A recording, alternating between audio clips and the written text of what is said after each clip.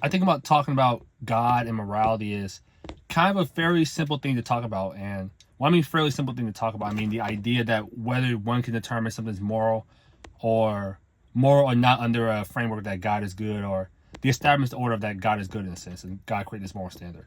And I think it's people get like really worked up on how difficult it is to determine something is or isn't moral.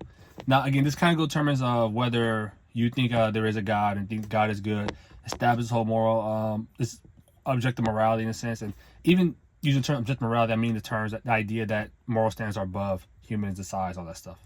So even like for example, I can say stuff like action X, for example.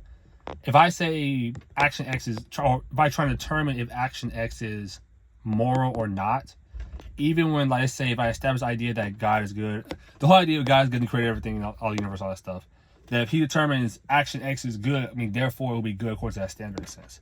Or whether it's evil, you say action is evil according to the standard he does. I think it's fairly simple to discuss stuff like that.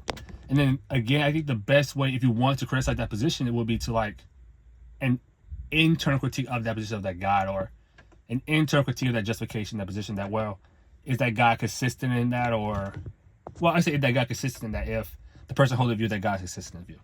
And I think the idea that I say morality is subjective, when I say subjective, is human dependent in a sense, that I guess the best way to explain is like someone can determine or figure out, or according to your justifications, that hey, action X is moral or immoral for someone that's subjective or not.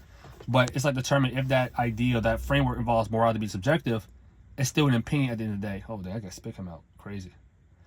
I think it's opinion. I think it's still an opinion at the end of the day, because it's like, well, the best actions or the best cases that, like, if you say morality is subjective or determined by humans in a sense, well, you say society determines these actions or we all agree on it, and even then, like, how do you know we all agree on that? But what you can say these actions are determined by society, but well, the society actions are subjective in a sense. Like, who determines these actions are right or wrong? It can change by that logic.